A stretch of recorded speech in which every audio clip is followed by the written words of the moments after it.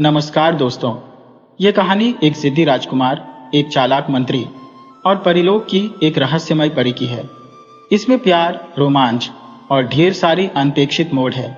आइए कहानी शुरू करते हैं। यह उस समय की बात है जब एक नगर पर एक बहुत ही दयालु और न्यायप्रिय राजा का शासन था। उनके राज्य में हर तरफ शांति और खुशहाली फैली हुई थी और सभी लोग बेहद प्रसन्न थे। राजा का सिर्फ एक ही बेटा था जो बहुत समझदार, नेक और हर काम में माहिर था। लेकिन बहुत ज्यादा लाड प्यार मिलने की वजह से वह थोड़ा जिद्दी हो गया था। एक बार वह जिस चीज को हासिल करने की ठान लेता था उसे पाकर ही चैन लेता था। एक दिन की बात है, राजकुमार शिकार खेलकर वापस लौट रहा था। उसके सैनिक और दूसरे शिकारी साथी पीछे रह गए थे और वह अपने घोड़े पर सवार होकर बहुत आगे निकल आया था। उसे रास्ते में बहुत प्यास लगी। उसने चारों तरफ नजर दौड़ाई तो पाया कि वह एक धोबियों की बस्ती थी। हर जगह कपड़े धोए और सुखाए जा रहे थे। अचानक राजकुमार की निगाह एक घर की छत पर पड़ी। वहां एक लड़की अपने बाल सुखा रही थी। राजकुमार उसे बस देखता ही रह गया। उसने अपने जीवन में इतनी खूबसूरत लड़की पहले कभी नहीं देखी थी। उसका चांद जैसा चेहरा उसके काले बालों के बीच से चमक रहा था। लड़की की नजर भी राजकुमार पर पड़ गई और वह झट से दुपट्टे से खुद को ढककर नीचे उतर गई। जब राजकुमार होश में आया तब तक उसके साथी और नौकर भी वहां पहुंच चुके थे। राजकुमार को मजबूरन अपने महल वापस लौटना पड़ा। महल आने के बाद भी राजकुमार की आंखों के सामने से वह सुंदर चेहरा हट नहीं रहा था। उसने अपने खास नौकरों को भेजकर पता लगवाया तो मालूम हुआ कि वह घर एक धोबी का था और वह लड़की उसी धोबी की बेटी थी। राजकुमार जिद और गुस्से में बिस्तर पर आ पड़ा। उसने मन बना लिया कि वह उसी लड़की से शादी करेगा वरना अपनी जान दे देगा। इसी हाल में एक हफ्ता बीत गया। जब राजा को यह बात पता चली तो वह गहरे सोच में पड़ गए। वह अपने बेटे की जिद के बारे में बहुत अच्छे से जानते थे। राजा ने अपने सबसे योग्य और अक्लमंद मंत्री को बुलाकर सलाह ली। मंत्री बहुत ही वफादार और अनुभवी व्यक्ति था। उसने राजा से कहा, महाराज, राजकुमार को रोकना अब ठीक नहीं है। आप उन्हें अपनी मनमानी करने दीजिए। यह सब जवानी का जुनून है। जब वह धोबी की बेटी के साथ 2 दिन रहेंगे तो उनकी अक्ल ठिकाने आ जाएगी। उसके बाद आप शौक से उनकी शादी किसी राजकुमारी से करवा देना। वैसे भी राजाओं की तो कई रानियां होती हैं। वह लड़की भी महल के किसी कोने में पड़ी रहेगी। राजा को यह बात सही लगी। उन्होंने तुरंत राजकुमार को बुलवाया और कहा, मैं तुम्हारी जिद और तुम्हारी इस इच्छा को देखते हुए तुम्हें उस लड़की से शादी करने की आज्ञा देता हूं। राजा ने धोबी और उसकी पत्नी को महल में बुलाया। वे डरते खांपते हुए राज दरबार में हाजिर हुए। उन्हें लगा कि न जाने उनसे क्या गलती हो गई है कि राजकुमार ने उन्हें बुलाया है। जब वे राजकुमार के सामने आए तो राजकुमार ने उनसे सीधे कहा, मैं तुम्हारी बेटी से शादी करना चाहता हूं। तुम लोग तुरंत तैयारी करो। राजकुमार ने सोचा था कि धोबी और धोबिन यह सुनकर खुशी से फूले नहीं समाएंगे और उनके पैरों पर गिर पड़ेंगे कि उन्हें इतना बड़ा सम्मान दिया गया है। पर ऐसा कुछ नहीं हुआ। इसके बजाय वे दोनों सोच में पड़ गए। फिर उन्होंने जवाब दिया, राजकुमार, यह तो हमारी खुशनसीबी है कि आपने ऐसा इरादा किया, लेकिन हम अपनी बेटी से पूछकर आपको जवाब देंगे। यह सुनकर राजकुमार को बहुत क्रोध आया। एक तो वह इतने बड़े राजा का बेटा होकर एक गरीब की बेटी से शादी करने को तैयार है और यह उसके राज्य का मामूली सा धोबी होकर कहता है कि बेटी से पूछकर बताएगा। पर मामला दिल का था।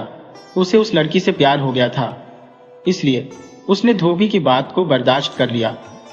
उसने धोबी से साफ कह दिया, मुझे इनकार सुनने की आदत नहीं है। अगर तुमने इनकार किया तो मैं तुम्हें तुम्हारे पूरे खानदान के साथ कारागार में डलवा दूंगा। वे दोनों पति पत्नी बेचारे जैसे तैसे डरते कांपते हुए अपने घर वापस आ गए। घर पहुंचकर उन्होंने अपनी बेटी से कहा, राजकुमार तुमसे शादी करना चाहते हैं। अगर तुमने मना कर दिया तो हम सब जान से हाथ धो बैठेंगे। लड़की ने यह सुनकर कहा, ठीक है, मैं राजी हूं, लेकिन राजकुमार से कहिए कि मेरी 4 शर्तें हैं। वह खुद यहां आकर उन्हें सुन ले। अगले दिन धोबी फिर से राजकुमार के महल में गया और लड़की का संदेश उन तक पहुंचा दिया।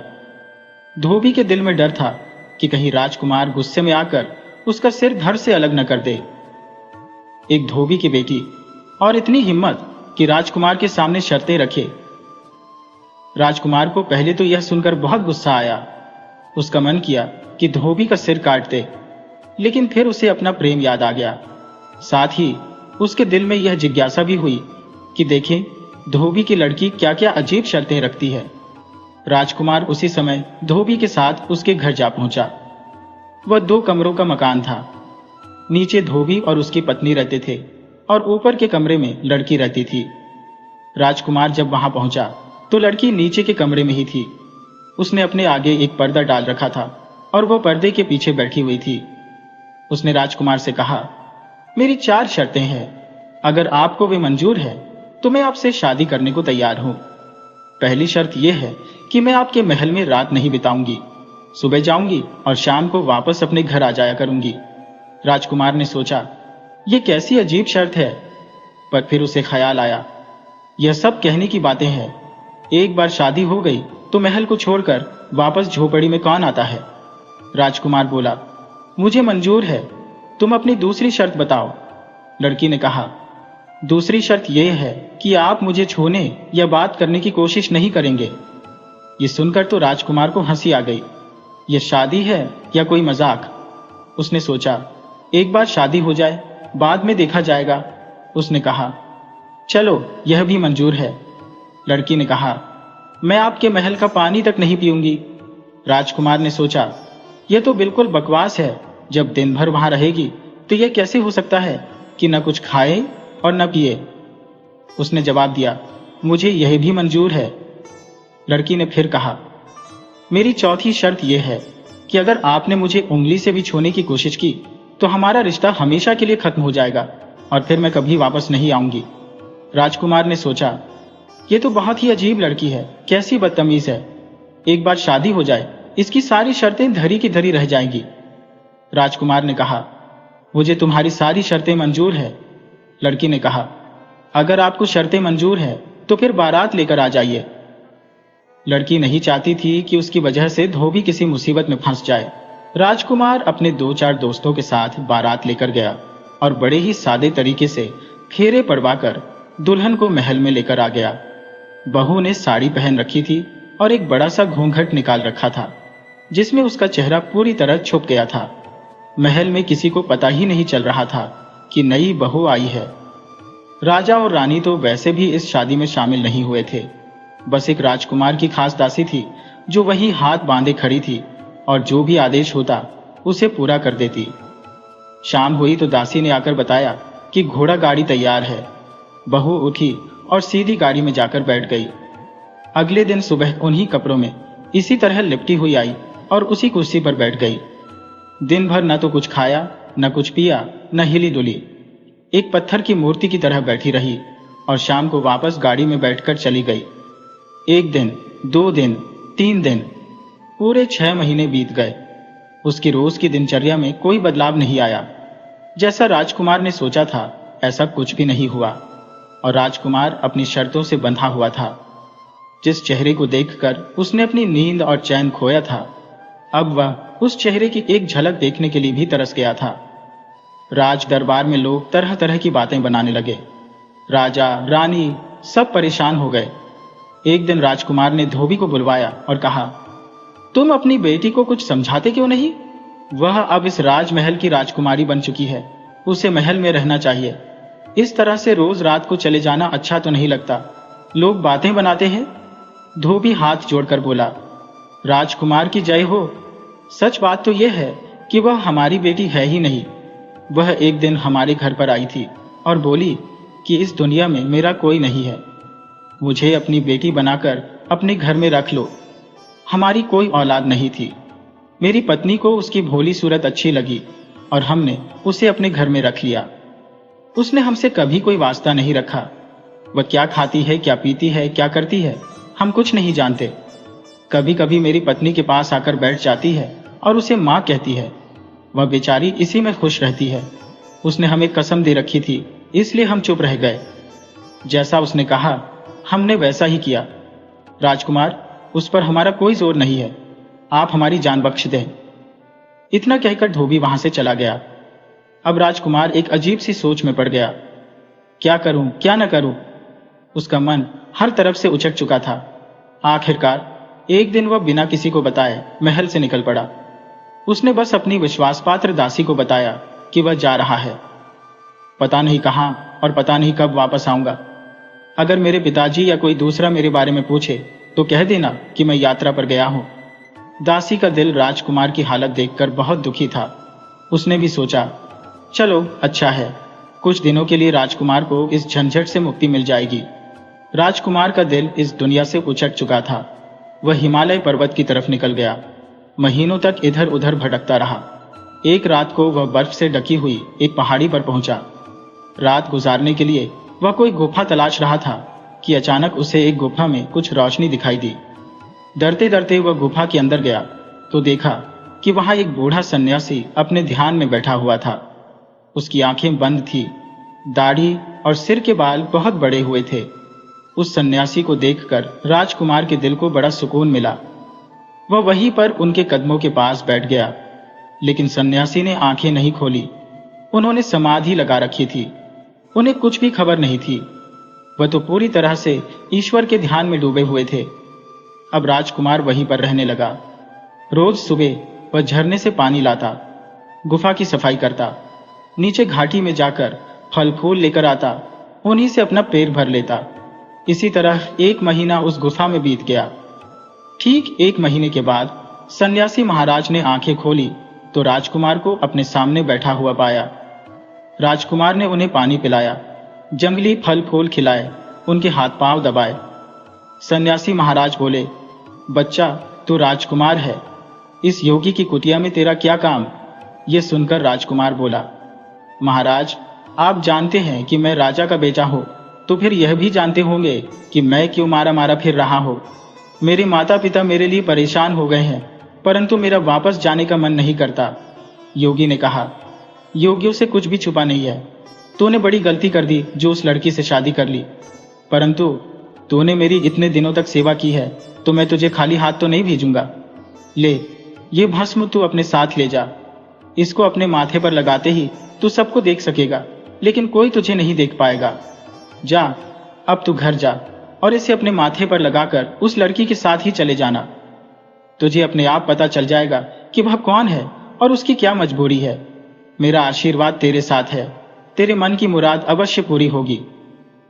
राजकुमार ने सन्यासी की दी हुई भस्म को अपने पास संभाल कर रख लिया और उन्हें प्रणाम करके उनका आशीर्वाद लेकर वापस चल दिया। कई दिनों का सफर तय करने के बाद जब वह वापस महल में पहुंचा तो उसकी हालत काफी खराब हो चुकी थी। कपड़े जगह जगह से फट चुके थे, पांव में छाले पड़ चुके थे और राजकुमार बहुत ही दुबला पतला हो गया था। कमरे में धोबी की लड़की उसी तरह से उसी कुर्सी पर बैठी हुई थी। दासी राजकुमार को देखकर बहुत खुश हुई, कहने लगी, राजकुमार आप कहाँ चले गए थे और यह आपने अपना क्या हाल बना रखा है? राजा और रानी भी लगातार आपके बारे में ही पूछते रहते हैं। मैं तो यही कह देती थी कि आप यात्रा पर गए हैं और बिल्कुल ठीक है। आज राजकुमार बहुत ही खुश था। उसने गर्म पानी से स्नान किया, बाल कटवाए और पेट भर के खाना खाया। उसने दासी से पूछा, क्या यह मेरे पीछे भी इसी तरह से रोज आती थी? दासी ने बताया कि उसके नियम में कोई फर्क नहीं आया था, वह रोज उसी तरह से आती थी। राजकुमार बोला, मैं बहुत ही थका हुआ हूं, अब सोऊंगा, लेकिन शाम को जब यह अपने घर जाने लगे तो मुझे जगा देना। शाम को जब धोबी की लड़की के जाने का समय हुआ तो दासी ने राजकुमार को जगा दिया। राजकुमार ने झट से अपने माथे पर साधु महाराज की दी हुई भस्म को लगाया और धोबी की लड़की के साथ हो लिया, क्योंकि भस्म को लगाते ही राजकुमार अदृश्य हो चुका था। अगली सुबह राजकुमार वापस आया और दासी से बोला, आज मैं अपने कमरे में सोऊंगा। जब धोबी की लड़की आकर बैठ जाए तो तुम मुझे आकर जगा देना और मुझसे पूछना कि दिन चढ़ गया है, मैं उठता क्यों नहीं। मैं जो न भी बताना चाहूं उसे जिद करके पूछना। दासी समझदार थी, वह समझ गई कि राजकुमार का क्या मतलब है। जब धोबी की लड़की आकर अपनी कुर्सी पर बैठ गई तो दासी ने जाकर राजकुमार को जगाना शुरू किया। राजकुमार पहले तो जागा नहीं और जब जागा तो दासी को डांटने लगा, क्या मुसीबत आ गई है, मुझे क्यों जगा दिया? मैं इतना अच्छा सपना देख रहा था, मेरा सपना तोड़ दिया तुमने। दासी खुशामद करते हुए कहने लगी, राजकुमार बताइए तो सही, आपने क्या सपना देखा? पहले तो राजकुमार उसे टालता रहा और फिर बोला, अच्छा अब तू इतनी जिद कर रही है तो मैं तुझे बता देता हूं। मैंने सपने में देखा कि कल रात जब वह धोबी की लड़की उठकर यहां से गई तो मैं भी इसके साथ साथ चला गया। जब यह घोड़ा गाड़ी में बैठी तो मैं भी इसके साथ बैठ गया।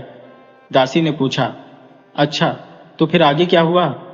राजकुमार बोला, फिर क्या हुआ, मैं जोर जोर से घोड़ा गाड़ी में हिल रहा था और ये लड़की गाड़ीवान को डांट रही थी कि आज ये गाड़ी कैसी चल रही है। बेचारा गाड़ीवान बोला, राजकुमारी जी मैं तो रोज ऐसे ही चलाता हूं।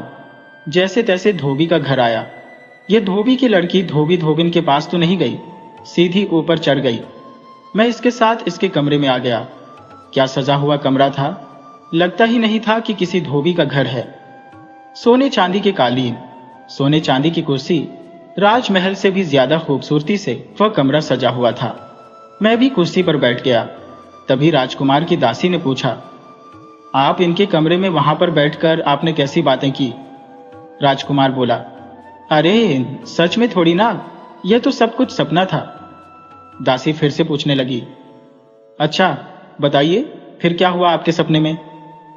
राजकुमार बोला, होना क्या था, इस धोबी की लड़की ने यह जो साड़ी साल भर से पहनकर रखी है इसे ऐसे उतार फेंका जैसे किसी भिखारी की साड़ी हो, और फिर अपनी नौकरानी को देने लगी। और फिर यह स्नान करने चली गई। स्नान करने के बाद इसने अपनी दासी को फिर से बुलाया और कहा कि मुझे बहुत भूख लगी है, वहां पर सारा दिन भूखा प्यासा बैठना पड़ता है, जल्दी से खाना लेकर आओ।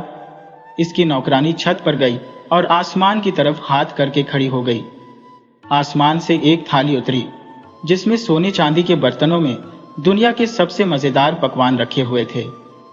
नौकरानी ने अपने लिए थोड़ा सा खाना निकाल लिया और बाकी की थाली इसके सामने रख दी। मैंने सोचा, लाओ आज मैं भी इसके साथ खाना खाकर देख लो।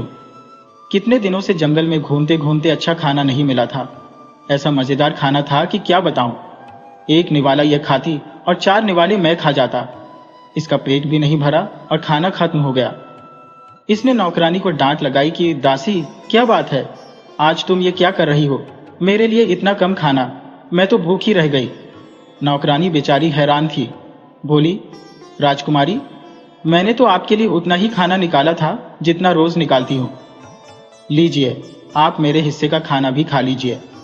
और इस तरह से यह बेचारी भूखी ही रह गई, लेकिन मन ही मन यह हैरान थी कि यह सारा क्या मामला है। और फिर आसमान से इसके लिए कपड़े आए। इसने कपड़े बदले। नौकरानी ने इसका श्रृंगार किया। मैं तुम्हें क्या बताऊं कि यह क्या लग रही थी, यह धोबी की लड़की जो इस गंदी सी मैली साड़ी में आकर बैठ जाती है। ये सज संवर कर छत पर गई और खड़ी हो गई। रात होने के करीब आसमान से एक उड़ने वाला सिंहासन उतरा और यह उस पर बैठ गई। मैंने सोचा, यह क्या करिश्मा है, और मैं भी उस सिंहासन का एक पाया पकड़कर लटक गया। इतना कहकर राजकुमार रुक गया तो धोबी की लड़की ने थोड़ा सा मुंह उनकी तरफ फेर लिया। राजकुमार की दासी ने पूछ, राजकुमार जी फिर क्या हुआ? राजकुमार बोला, बस मेरा सपना खत्म हो गया।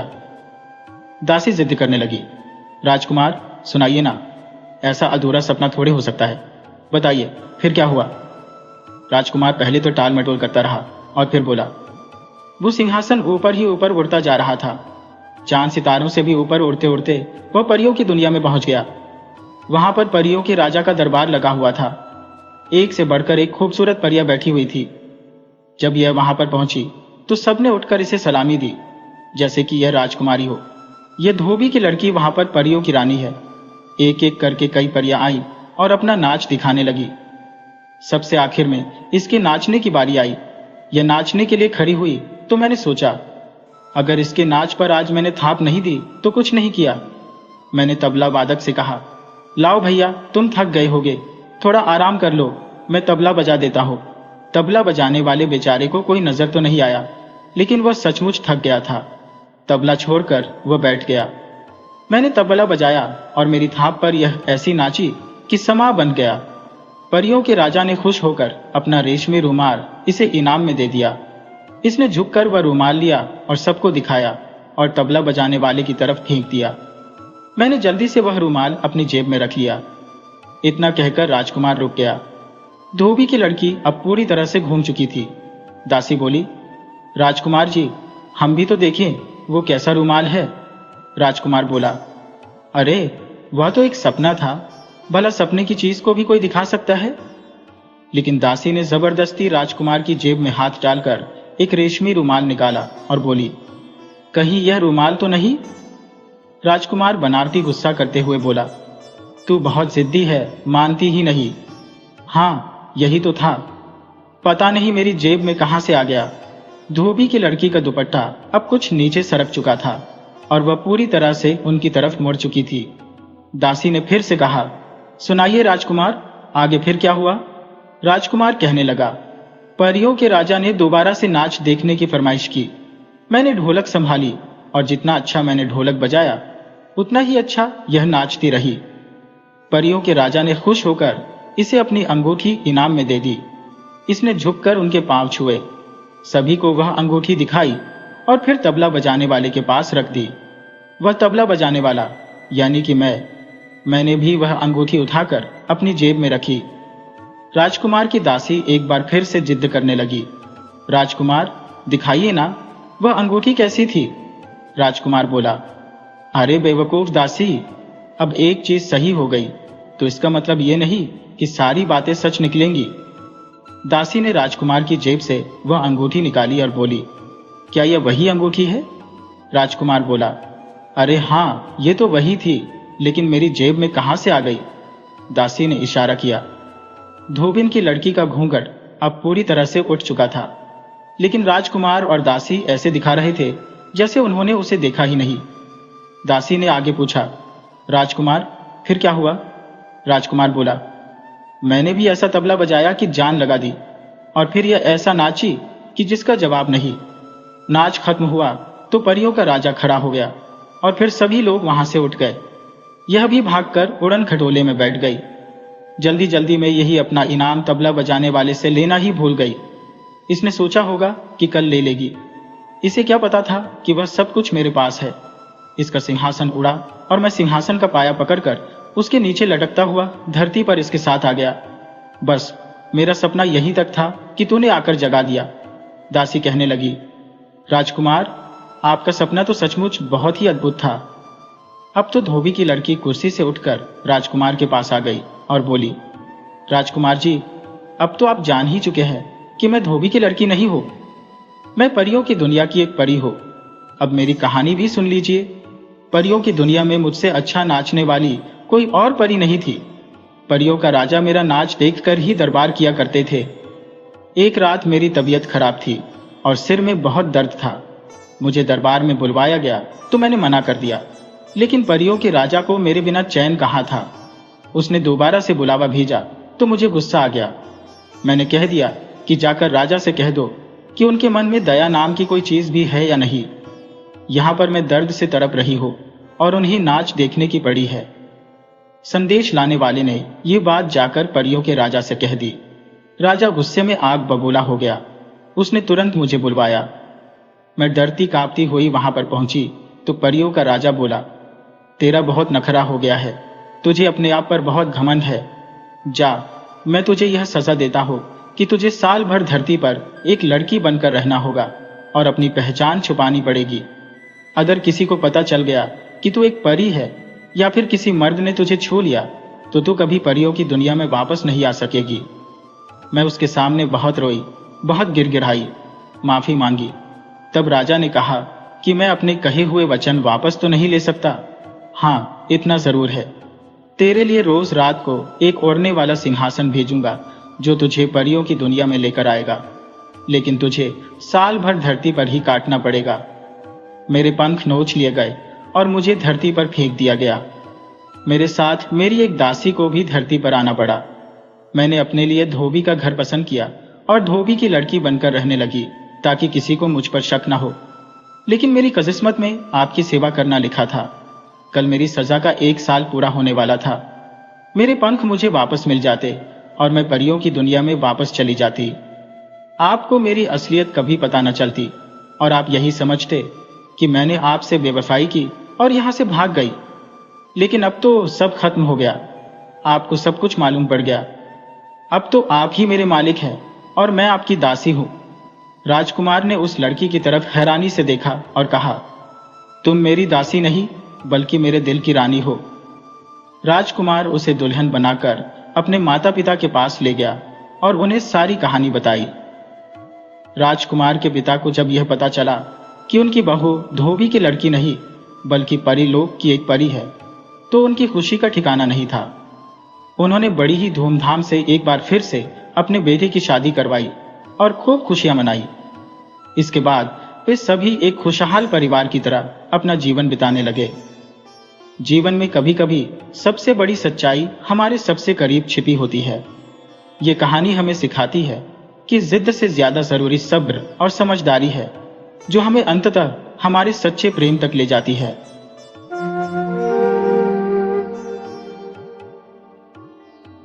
नमस्कार मेरे प्यारे दोस्तों, ये कहानी है अहंकार के अंधकार और आत्मज्ञान के प्रकाश की। ये एक ऐसे राजा की कथा है जिन्होंने अपनी ही सर्वज्ञता के जाल में खुद को कैद कर लिया था, और फिर कैसे एक साधारण मूर्तिकार और उसकी बहन ने उन्हें जीवन का सबसे बड़ा पाठ पढ़ाया। इसमें ऐसे मोड़ आएंगे कि आपका दिल थमा रह जाएगा और अंत तक रोमांच बना रहेगा। बिना देर किए आइए कहानी शुरू करते हैं। सदियों पुरानी बात है। उस जमाने की बात है जब विंध्य की विशाल चोटियां मानो आकाश से बातें करती थी और क्षिप्रा नदी चांदी की एक रेखा सी बनकर खेतों को हरियाली से सींचती थी। उस खूबसूरत भूभाग पर एक बहुत ही समृद्ध राज्य था जिसका नाम था विश्रांतिका। ये राज्य अपने धन दौलत और कला के लिए तो मशहूर था ही, पर उससे भी कहीं ज्यादा मशहूर था अपने शासक राजा विश्रांत देव के कारण। राजा विश्रांत देव का नाम भले ही कितना शांत और सुकून भरा था, पर उनका व्यक्तित्व उतना ही जटिल और तूफानी था। वे एक महायोद्धा थे, बड़े बड़े युद्धों के विजेता थे, कला और साहित्य के सच्चे संरक्षक भी थे। पर सबसे बड़ी बात यह थी कि वे खुद को सर्वज्ञ यानी सब कुछ जानने वाला मानते थे। उनकी इस सब जानने की भावना का बोर इतना गहरा हो चुका था कि वह उनके सोने के मुकुट से भी भारी और उनके ऊंचे सिंहासन से भी ऊंचा हो गया था। यह महज ज्ञान का घमंड नहीं था, ये तो अहंकार की वह विषैली बेल थी जिसने उनकी बुद्धि को पूरी तरह से कस कर जकड़ लिया था। उनके विशाल महल का नाम ज्ञान कुटीर था। इस महल की दीवारें बेशकीमती संगमरमर की बनी थी और उन पर वेदों और उपनिषदों के श्लोक सुनहरे अक्षरों में चमकते थे। राजा के दरबार में हर दिन दूर दूर के राज्यों से बड़े बड़े विद्वान, कवि और दार्शनिक आया करते थे। वे सब आपस में वाद विवाद करते, शास्त्रार्थ करते और राजा इन सब की परीक्षाओं में आसानी से पास हो जाते थे। राजा की याददाश्त इतनी तेज थी कि वे किसी भी धर्म ग्रंथ के हजारों पृष्ठों को केवल एक बार पढ़कर ही याद कर लेते थे। उनकी तर्क शक्ति इतनी पैनी थी कि बड़े बड़े तर्कशास्त्री उनके सामने आकर मौन हो जाते थे। प्रजा उन्हें ज्ञान मूर्ति कहकर पुकारती थी, पर अब यही उपाधि उनके पतन का कारण बनने लगी थी। एक पूर्णिमा की चांदनी रात जब राजा अपने खास व्यक्तिगत पुस्तकालय में बैठे थे, जहां ताड़पत्रों पर लिखी दुर्लभ और अनमोल पांडुलिपियां अलमारियों में सजी थी, उन्होंने महसूस किया कि उन्होंने इस पूरी दुनिया का लगभग सारा ज्ञात ज्ञान हासिल कर लिया है। अब उन्हें चुनौती देने वाला कोई भी इंसान इस संसार में शेष नहीं बचा था। इस विचार ने उनके मन में एक गहरा खालीपन पैदा कर दिया। उस शून्य को भरने के लिए उन्होंने अपने अहंकार को ही अपना नया गुरु बना लिया। अगले ही दिन उन्होंने दरबार में एक असाधारण और भयानक घोषणा करवाई। उस दिन दरबार की रौनक कुछ और ही थी। हवा में एक अजीब सी खामोशी थी और दरबारीगण आपस में धीमे स्वर में फुसफुसा रहे थे। राजा विश्रांत देव अपने हीरे जवाहरात से जड़े सिंहासन पर विराजमान थे। उनकी आंखें अजीब तरह से चमक रही थी। ये ज्ञान की चमक नहीं थी, यही एक भयानक संकल्प की आग थी। राजा ने अपनी घमंडी आवाज में ऐलान किया, हे मेरे दरबारीगण, मेरे राज्य के प्यारे नागरिकों, मैंने ज्ञान के सभी सागरों को तैरकर पार कर लिया है। अब मेरी बुद्धिमानी को कोई नहीं नकार सकता, इसलिए आज मैं एक खुली चुनौती रखता हूं। उन्होंने एक पल के लिए रुककर पूरे दरबार पर एक तीखी नजर डाली। जो कोई भी मेरे दरबार में आएगा और यह साबित कर देगा कि वह मुझसे ज्यादा समझदार या ज्ञानी है, उसे मैं अपना आधा राज्य अपना शाही मुकुट और अपनी आधी धन संपत्ति खुशी से दे दूंगा। पूरे दरबार में एक बार फिर सन्नाटा छा गया। यह वाकई बहुत बड़ा इनाम था, पर राजा की अगली बात ने इस चुनौती को एक घातक खेल बना दिया। लेकिन राजा की आवाज अब किसी तेज तलवार की धार जैसी तीखी हो गई थी। यदि वह व्यक्ति अपनी चुनौती में विफल होता है, यदि वह मेरे प्रश्नों का सही उत्तर नहीं दे पाता, यदि उसकी समझदारी मेरी समझ से कम निकली, तो उसका सिर उसके धड़ से अलग कर दिया जाएगा। जैसे ही यह भयानक आदेश सुना गया, दरबार में खलबली मच गई। बड़े बड़े विद्वानों के माथे पर डर के कारण पसीना आ गया। यह चुनौती केवल पद या सत्ता की नहीं थी, यह सीधे जीवन और मृत्यु की थी। राजा ने अपने अहंकार को बचाने के लिए मौत की दीवार खड़ी कर दी थी। कई ज्ञानी लोग जो शुरू में मुकुट का सपना देख रहे थे, वे अब अपनी जान की हिफाजत के लिए चुपचाप दरबार से भाग निकले। अगले कुछ दिनों में यह सर्वज्ञ राजा की घातक चुनौती राज्य के कोने कोने में आग की तरह फैल गई। विश्रांतिका के गांव, बाजार और मठ, हर जगह डर का माहौल था। लोग अब ज्ञान की बातें करने से भी डरने लगे थे, कहीं अनजाने में ही उनका ज्ञान राजा के अहंकार को चुनौती न दे दे। लेकिन इसी विशाल राज्य के एक सुदूर शांत गांव चित्रपुर में, जो अपनी कला और हस्तशिल्प के लिए जाना जाता था, इस घोषणा को एक युवा ने सुना। उसका नाम था अर्णव। अर्णव एक गरीब साधारण मूर्तिकार था। उसके हाथ मिट्टी, पत्थर और लकड़ी में मानो जीवन भरते थे। उसके शरीर पर भले ही फटे पुराने कपड़े थे, पर उसकी आंखों में एक ऐसी शांति थी जो बड़े बड़े राजाओं को भी नसीब नहीं होती। वह गांव के चौक पर बैठा था, जहां एक बूढ़ा यात्री राजा की क्रूर चुनौती सुना रहा था। अर्णव ने सब कुछ सुना, पर वह जरा भी भयभीत नहीं हुआ। उसकी शांति के भीतर एक गहरा जलता हुआ संकल्प था। वह वर्षों पहले महल में शिल्पकार के सहायक के रूप में काम कर चुका था और उसने राजा के बढ़ते अहंकार को करीब से देखा था। राजा को बाहरी दुनिया का ज्ञान बहुत था, पर आत्मज्ञान शून्य था। अर्णव जानता था कि राजा को हराने के लिए ज्ञान की मोटी मोटी किताबें नहीं, बल्कि अनुभव और जीवन की सच्चाई चाहिए। उसे पता था कि सर्वज्ञ केवल वही हो सकता है जो पहले अपनी अज्ञानता को स्वीकार करे। उसने चौक की मिट्टी को उठाया, उसे अपने हाथों में मथा और एक गहरी सांस ली। उसका संकल्प अब पत्थर की तरह कठोर हो चुका था। राजा की यह चुनौती केवल सिंहासन के लिए नहीं थी, यह सच्ची बुद्धि और अहंकार की परछाई के बीच की एक भीषण लड़ाई थी। अर्णव ने मन ही मन चुनौती स्वीकार कर ली थी। अर्णव ने जब उस जानलेवा चुनौती को स्वीकार करने का मन बनाया, तो उसके सामने सबसे बड़ा सवाल यह था कि राजा के ज्ञान का सामना कैसे किया जाए। राजा विश्रांत देव ने पुस्तकों को रट लिया था, तर्कों में महारत हासिल कर ली थी। अर्णव जानता था कि यदि वह सामान्य शास्त्रार्थ में उलझ गया तो उसकी हार निश्चित है। उसे याद आया, वर्षों पहले जब वह महल में काम करता था, तब राजा ने एक बार उससे कहा था, मूर्तिकार, तुम्हारी छेनी और हथौड़ा केवल पत्थर पर वार करता है, पर मेरी बुद्धि सीधे सत्य पर वार करती है। उस समय अर्णव चुप रहा था, पर आज उस मूर्तिकार की छेनी को सत्य पर ही वार करना था। उसने निश्चय किया कि वह राजा को केवल 3 मूर्तियों के माध्यम से चुनौती देगा। ये मूर्तियां उसकी कला की सबसे बेहतरीन रचनाएं नहीं होंगी, ये जीवन के 3 दार्शनिक प्रश्न होंगे, जिनका उत्तर किसी भी पुस्तक में नहीं मिल सकता, केवल अनुभव में मिल सकता है। उसने अपने छोटे से मिट्टी और फूस के बने घर के एक कोने में अपनी कार्यशाला बनाई। कार्यशाला में बस एक छोटी सी खिड़की थी, जिससे सुबह की पहली किरणें अंदर आती थी। अर्णव ने उस पवित्र कोने में ध्यान लगाया। उसके मन में विचार पूरी तरह स्पष्ट हुए। राजा को ज्ञान का नहीं, जीवन की समझ का पाठ पढ़ाना है। उसने एक दुर्लभ और कठोर चंदन की लकड़ी ली, जिसे वह वर्षों से सहेज कर रखे हुए था। यह लकड़ी आसानी से कटती नहीं थी, जैसे अहंकार आसानी से टूटता नहीं। पहली मूर्ति बुद्धि की प्रतीक। उसने पहली मूर्ति बुद्धि को तराशना शुरू किया। यह एक शिशु की मूर्ति थी, जिसकी आंखें खुली हुई थी और वह ऊपर आसमान की ओर देख रहा था। मूर्ति का चेहरा शांत था, पर माथे पर एक छोटा सा घाव था, जो लगातार रिस रहा था। अर्णव ने इस मूर्ति को अज्ञान से जन्मी बुद्धि नाम दिया। इसका गहरा संदेश यह था कि सच्ची बुद्धि का जन्म तब होता है जब व्यक्ति यह स्वीकार करता है कि उसे कुछ नहीं पता, और यह घाव उस पहले अनुभव की टीस है जो हमें सिखाती है कि हम गलत थे और हमें अभी और सीखना है। राजा की बुद्धि अहंकार से उपजी थी, जबकि यह बुद्धि विनम्रता से जन्म लेती थी। दूसरी मूर्ति विनम्रता की प्रतीक। दूसरी मूर्ति एक वृद्ध झुके हुए किसान की थी। किसान के हाथ खुरदरे थे, पैरों में मिट्टी लगी थी और उसकी आंखें दूर क्षितिज पर टिकी हुई थी। यह मूर्ति विनम्रता का प्रतीक थी। अर्णव ने इसे झुका हुआ अनुभव नाम दिया।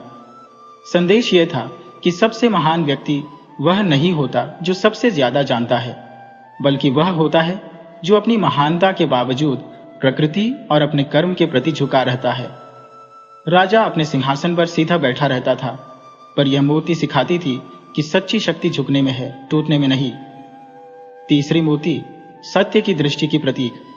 तीसरी और सबसे जटिल मूर्ति उसने एक आंख की बनाई। यह आंख बंद थी, पर उसके ऊपर एक छोटी सी लौ जल रही थी। यह मूर्ति सत्य की दृष्टि का प्रतीक थी। उसने इसे आंखों से परे की दृष्टि नाम दिया। संदेश यह था कि जो आंखों से दिखता है वह सत्य नहीं हो सकता। सच्चा सत्य देखने के लिए बाहरी आंखें नहीं, बल्कि आत्मा की दृष्टि चाहिए। राजा बाहरी दिखावे और ज्ञान को सत्य मानता था, जबकि मूर्तिकार का मानना था कि सत्य भीतर की रोशनी से ही पहचाना जा सकता है। अर्णव ने दिन रात एक कर दिया।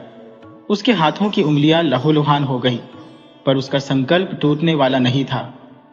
इन तीन मूर्तियों में उसने अपने जीवन का सारा अनुभव, अपने पिता के दिए हुए नैतिक उपदेश और वर्षों से समाज के देखे हुए सच को उतार दिया। उसकी इस तपस्या में उसका एकमात्र साथी थी उसकी छोटी बहन आर्या। आर्या तब मुश्किल से 15 वर्ष की थी, पर उसकी बुद्धि चित्रपुर गांव में सबसे तेज थी। गांव वाले उसे प्यार से छोटी पंडिता कहते थे। जहां अर्णव अपने हाथ से बोलता था, वहीं आर्या अपनी वाणी से बोलती थी। वह कभी गुरुकुल नहीं गई थी, पर उसने अपने भाई को मिट्टी और जीवन दोनों से सीखते हुए देखा था। जब अर्णव मूर्तियां बना रहा था, तो आर्या उसके बगल में बैठी रहती थी। वह उससे सवाल पूछती थी, भाई, राजा से डर नहीं लगता? यदि तुम हार गए तो? अर्णव ने मुस्कुराकर कहा था, आर्या, डर और ज्ञान एक साथ नहीं रह सकते, और मैं हार नहीं रहा। मैं सत्य को सामने ला रहा हूं। मेरी मूर्तियां राजा को यह नहीं बताएंगी कि वह गलत है, वे उसे दिखाएंगी कि वह सही क्या हो सकता था।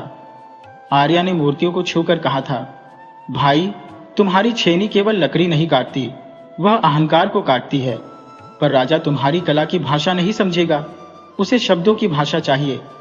अर्णव ने यह बात सुनी और गहराई से विचार किया। आर्या सही थी। राजा को हराने के लिए केवल प्रतीक काफी नहीं थे, उन्हें सीधे सीधे तार्किक उत्तर भी चाहिए थे, ऐसे उत्तर जो किसी ने पहले न सुने हो। अर्णव ने अपनी बहन की आंखों में देखा। उन आंखों में वही सत्य की दृष्टि थी जो उसने अपनी तीसरी मूर्ति में उतारने की कोशिश की थी। उसने आर्या का हाथ पकड़ा और कहा, आर्या, तुम मेरी गुणवानी बनोगी। तुम राजा के प्रश्नों को सुनोगी, और यदि मेरी कला विफल हो गई तो तुम्हारा ज्ञान उसे चुनौती देगा। क्या तुम तैयार हो? आर्या ने गर्व से सिर उठाया। उसने अपने भाई के संकल्प को अपना संकल्प मान लिया था, और इस प्रकार एक गरीब मूर्तिकार और उसकी तेज दिमाग बहन ने मिलकर एक ऐसे राजा के खिलाफ चुनौती स्वीकार की जिसने अपने अहंकार को ही अपना देवता बना लिया था। अर्णव ने अपनी कला को रथ बनाया और आर्या ने अपनी बुद्धि को सारथी। दोनों ने विश्रांतिका के राजमहल की ओर यात्रा शुरू की, जहां द्वार पर मृत्युदंड का साया मंडरा रहा था। यह केवल एक मूर्तिकार की यात्रा नहीं थी, यह उस विनम्रता और सच्ची दृष्टि की यात्रा थी जिसे राजा विश्रांत देव ने अपने शासन में दशकों से अनदेखा किया था। विश्रांतिका का राज दरबार उस दिन एक रंगमंच की तरह सजा था, पर दर्शक और अभिनेता दोनों ही भयभीत थे। चारों ओर गहरे लाल और सुनहरे रंग के रेशमी पर्दे लगे थे, पर हवा में एक ठंडी अपशकुनी हवा चल रही थी।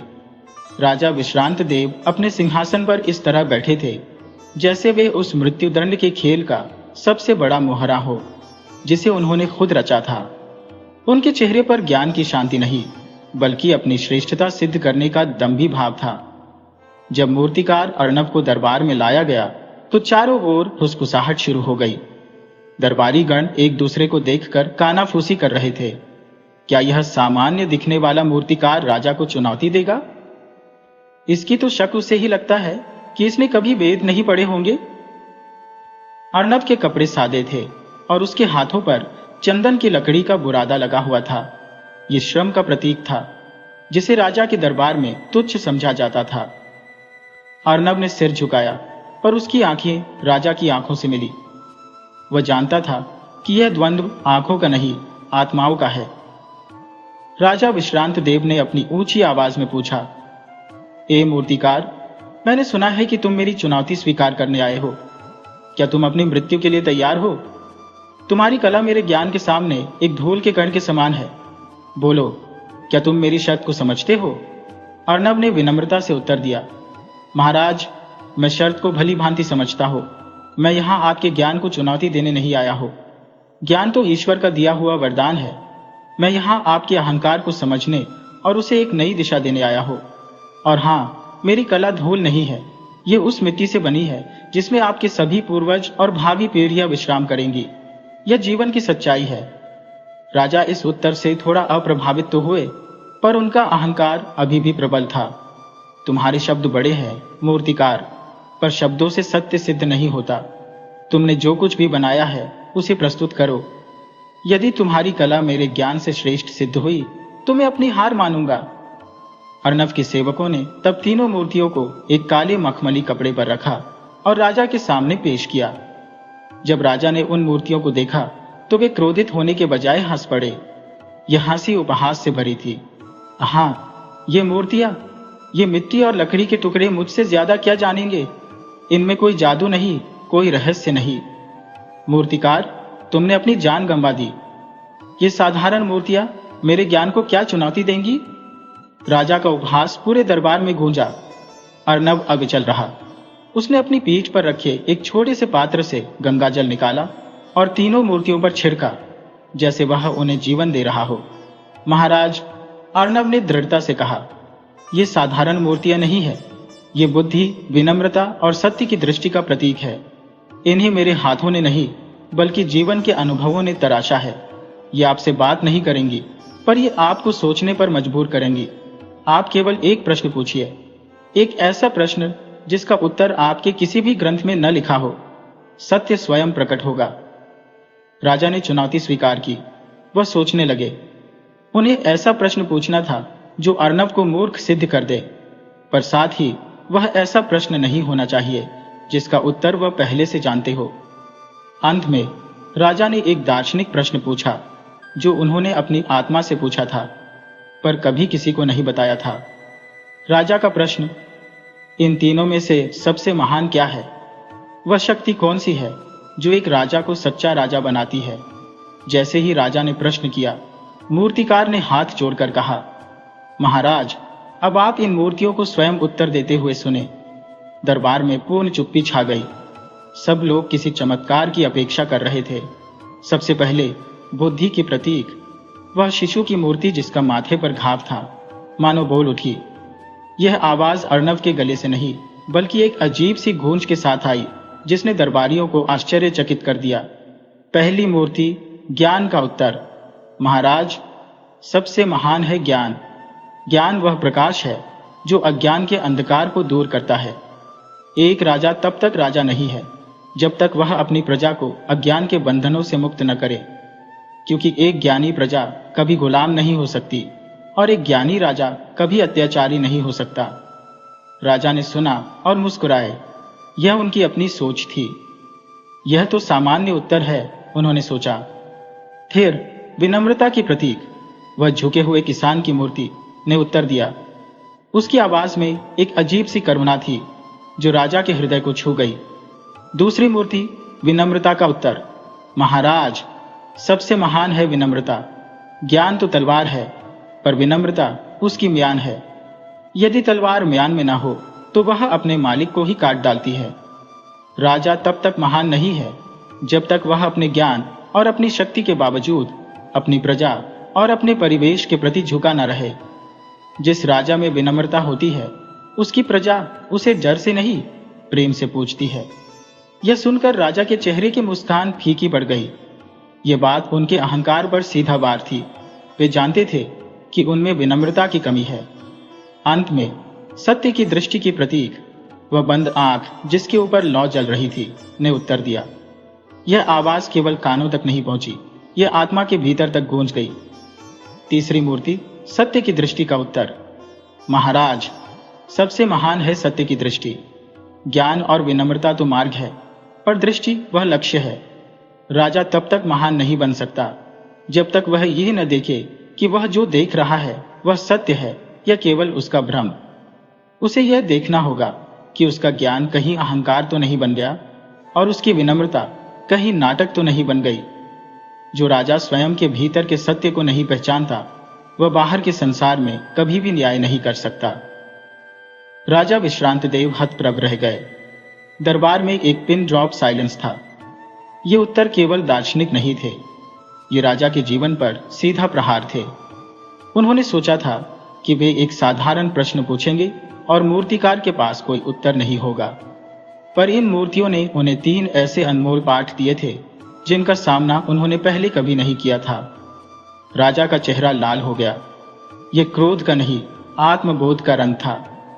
इन मूर्तियों में एक ऐसी शक्ति थी जो उनके सारे ज्ञान को चुनौती दे रही थी। अर्नव, मूर्तिकार, राजा ने दहाड़ा, तुम्हारी कला में दम है, पर यह सिद्ध नहीं होता कि तुम मुझसे ज्यादा बुद्धिमान हो। यह केवल कला का प्रदर्शन है। अब तुम मुझे सीधे चुनौती दो। मैं अपने राज्य में एक प्रतियोगिता रखूंगा। 3 ऐसे प्रश्न पूछूंगा जो असंभव हो। यदि तुम और तुम्हारा कोई साथी उन प्रश्नों का उत्तर दे सके तो मैं अपनी हार मानूंगा, अन्यथा तुम्हारा सिर। राजा ने वाक्य पूरा नहीं किया, पर चेतावनी स्पष्ट थी। मूर्तिकार अर्नब जानता था कि उसने पहली लड़ाई जीत ली है।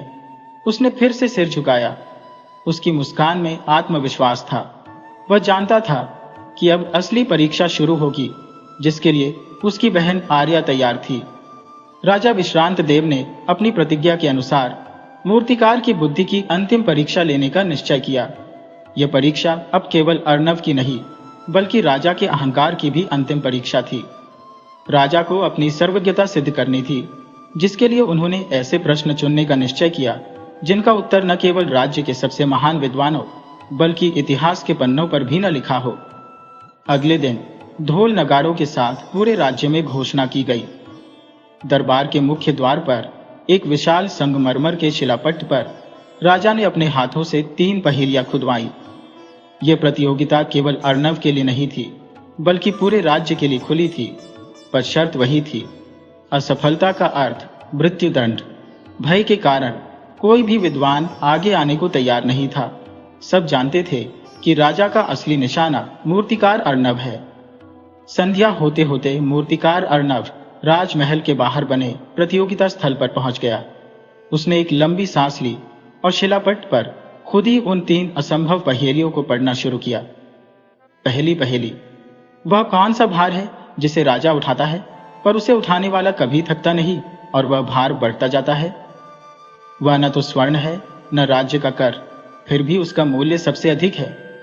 दूसरी पहेली, सूर्य का रथ कितने घोड़े खींचते हैं यह तो सब जानते हैं, पर वह कौन सा अदृश्य घोड़ा है जो रथ से बंधा नहीं है, फिर भी सबसे तेज दौड़ता है और जो हमेशा वर्तमान में रहता है। तीसरी पहेली, सागर की गहराई और आकाश की ऊंचाई का माप तो लिया जा सकता है, पर वह कौन सी चीज है जिसका माप शून्य है, फिर भी वह पूरे ब्रह्मांड को समाहित कर सकती है और जिसके बिना सत्य की कल्पना भी नहीं की जा सकती। अर्नब ने पहेलियों को पढ़ा और उसकी आंखों में चमक आ गई। वह जानता था कि ये प्रश्न ज्ञान से नहीं, गहरी मानवीय समझ से पूछे गए थे। राजा ने अपनी सबसे बड़ी कमजोरियां, शासन का बोझ, समय की पकड़ और आत्मज्ञान की कमी को ही प्रश्नों के रूप में सामने रख दिया था। रात गहराने लगी थी। पूरे राज्य में चर्चा थी, पर कोई भी इन पहेलियों का उत्तर नहीं दे पा रहा था। बड़े बड़े तर्कशास्त्री आपस में उलझ गए, ज्योतिषियों ने अपनी पोथियां खोल ली और कवियों ने कल्पना के घोड़े दौड़ा दिए। अर्नब उस रात गांव लौट आया। उसने अपनी बहन आर्या को अपने पास बुलाया और तीनों पहेलियां उसे सुनाई। आर्या ने पहेलियों को बड़े ध्यान से सुना। उसकी आंखों में वही सत्य की दृष्टि थी जो उसके भाई ने अपनी मूर्ति में डाली थी। भाई, आर्या ने कुछ देर सोचने के बाद कहा। ये प्रश्न राजा के ज्ञान को नहीं, उनके हृदय को चुनौती दे रहे हैं। अर्नब ने सिर हिलाया।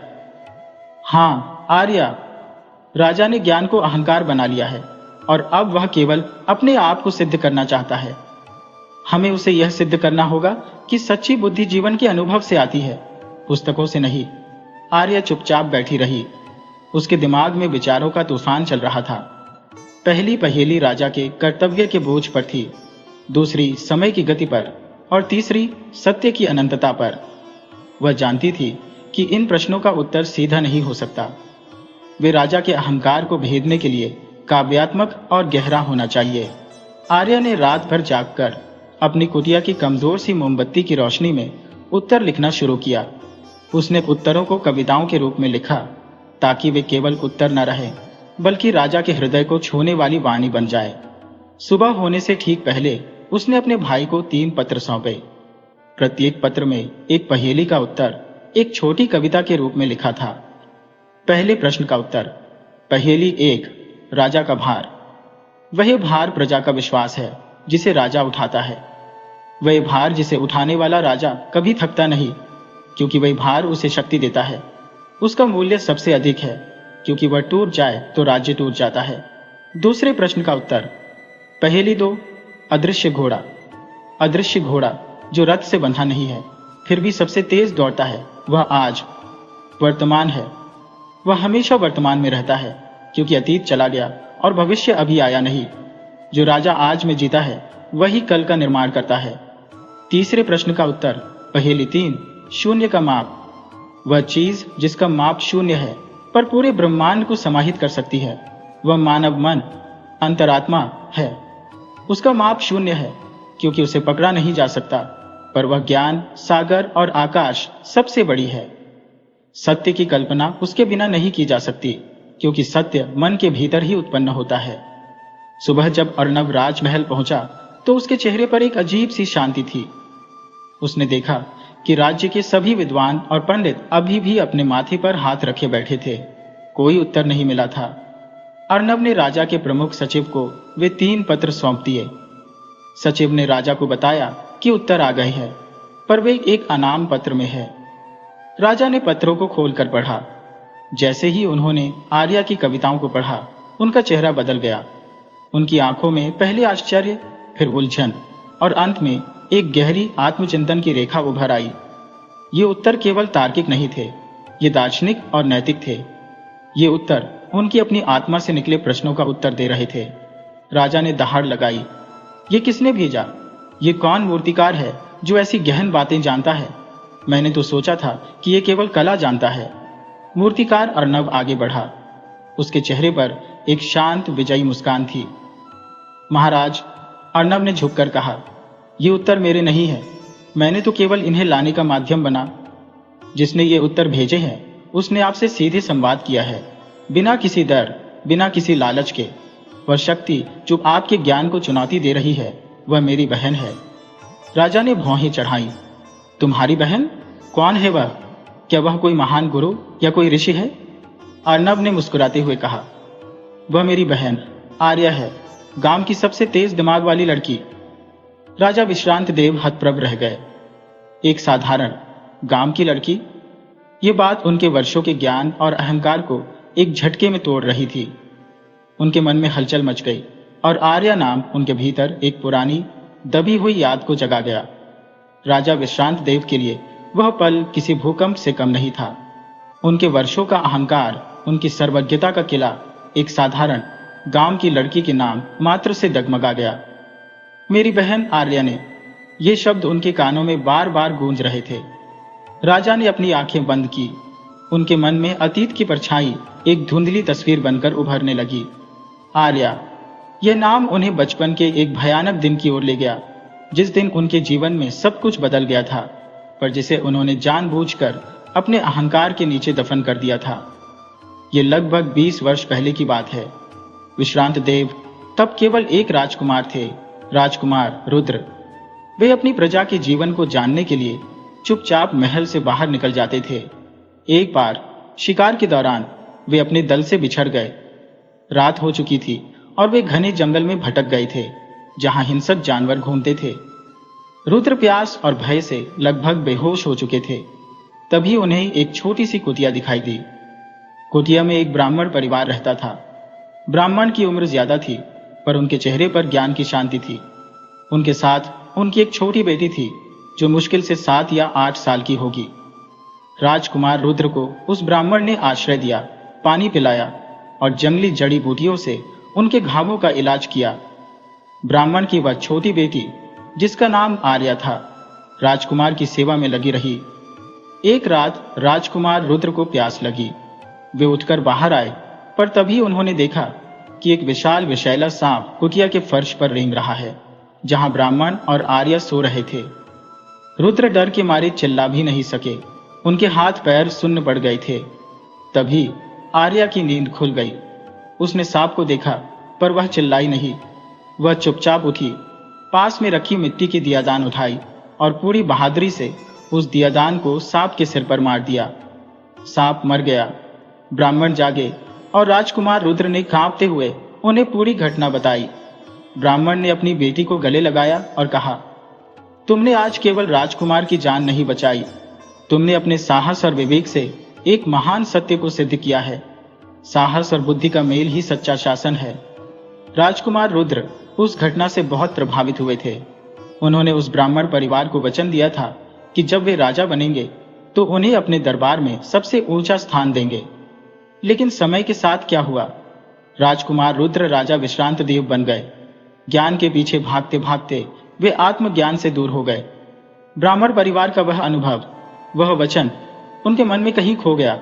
और अब वर्षों बाद उसी ज्ञान, उसी वचन और उसी साहस ने उन्हें चुनौती दी थी। आर्या, राजा ने मन ही मन फुसफुसाया, क्या यह वही लड़की है जिसने कभी मेरी जान बचाई थी? क्या वही साहस अब मेरी बुद्धि को चुनौती दे रहा है? राजा का मन व्याकुल हो उठा। उनके सिंहासन की शान, उनकी भव्यता, उनके दरबारी, सब उन्हें अब नकली लगने लगे। उन्हें एहसास हुआ कि जिसे वे ज्ञान मान रहे थे वह केवल एक बाहरी कवच था, और असली ज्ञान तो उस छोटे से गांव में एक साधारण मूर्तिकार की बहन के पास था। राजा के मन में अब 2 ही भावनाएं थी, एक अपने अहंकार के टूटने का क्रोध और दूसरी उस अतीत के सत्य को जानने की तीव्र इच्छा। वह चुपचाप महल में गए, अपने शाही वस्त्र उतारे और एक साधारण किसान का चोगा पहन लिया। उन्होंने अपनी पहचान छिपाने का निर्णय लिया। अगली सुबह जब दरबार सो रहा था, राजा विश्रांत देव चुपचाप महल के पिछले द्वार से निकल गए। उन्होंने अपनी दिशा चित्रपुर गांव की ओर रखी, जहां मूर्तिकार अर्णव और उसकी बहन आर्या रहती थी। उनकी यह यात्रा केवल गांव तक की नहीं थी, यह आत्म खोज की यात्रा थी। वह अब राजा के रूप में नहीं जा रहे थे, वह एक शिष्य के रूप में जा रहे थे, जिसे अपनी सबसे बड़ी भूल को सुधारना था। वह यह देखना चाहते थे कि वह कौन है जिसने अपने ज्ञान से उनके वर्षों के अहंकार को चुनौती दी है। जैसे ही वे गांव की ओर जाने वाले धूल भरे रास्ते पर पहुंचे, उन्हें एक पल के लिए यह भी डर लगा कि अगर वह लड़की आर्या उन्हें पहचान गई तो क्या होगा? क्या वह उन्हें अपने महल के प्रतिज्ञा भंग के लिए क्षमा करेगी? राजा को अब अपनी प्रजा के बीच चलने का अनुभव मिल रहा था। उन्होंने महसूस किया कि उनका किसान का वेश उन्हें एक अजीब सी स्वतंत्रता दे रहा है। वह स्वतंत्रता जो उन्हें सोने के मुकुट के नीचे कभी नहीं मिली थी। उनकी यात्रा शुरू हो चुकी थी, एक ऐसी यात्रा जहां उन्हें अपने सिंहासन से उतरकर उस मिट्टी पर चलना था जिस पर उनकी प्रजा हर दिन चलती थी। राजा विश्रांत देव अब साधारण किसान के वेश में चित्रपुर गांव की ओर तेजी से बढ़ रहे थे।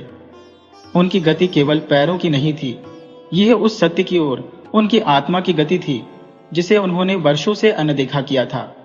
वह अपने राजसी वैभव, अपनी शक्ति और अपने अहंकार को पीछे छोड़ आए थे, पर उनके मन का बोझ अभी भी उतना ही भारी था। वे जंगल के एक पत्थरीले रास्ते से गुजर रहे थे, जहां सूरज की किरणें पत्तों के बीच से छन कर आती थी। तभी रास्ते के किनारे एक प्राचीन बरगद के पेड़ के नीचे उन्होंने एक वृद्ध साधु को देखा। साधु की दाढ़ी लंबी थी और उनके चेहरे पर एक ऐसी शांति थी जो राजा के वैभव में रहने वाले किसी व्यक्ति के पास नहीं थी। साधु जमीन पर बैठे थे। उनकी आंखें बंद थी, पर ऐसा प्रतीत हो रहा था जैसे वे पूरे ब्रह्मांड को देख रहे हो। राजा विश्रांत देव, जो अब केवल किसान थे, उनके पास गए और सम्मान पूर्वक झुककर प्रणाम किया। उन्होंने सोचा कि शायद इस साधु को गांव का रास्ता पता हो। जैसे ही राजा ने झुककर प्रणाम किया, साधु ने आंखें खोली। उनकी आंखें इतनी गहरी थी कि राजा को लगा कि साधु ने उनके किसान के वेश के नीचे छिपे हुए असली राजा को पहचान लिया है। आओ राजा, साधु ने शांत स्वर में कहा। राजा चौंक गए। महाराज, मैं राजा नहीं हूं, मैं तो एक साधारण किसान हूं। आपको कोई भ्रम हुआ है? साधु मुस्कुराए। उनकी मुस्कान में करुणा और ज्ञान दोनों थे। किसान? नहीं राजा, वेश बदल लेने से नियति नहीं बदलती। मुकुट सिर पर न हो, पर अहंकार अभी भी तुम्हारी चाल में, तुम्हारी वाणी में और तुम्हारी चिंता में है। मैं तुम्हें वर्षों से जानता हूं, राजकुमार रुद्र। राजा विश्रांत देव भयभीत हो गए। साधु को उनका गुप्त नाम और उनकी यात्रा का उद्देश्य कैसे पता चला?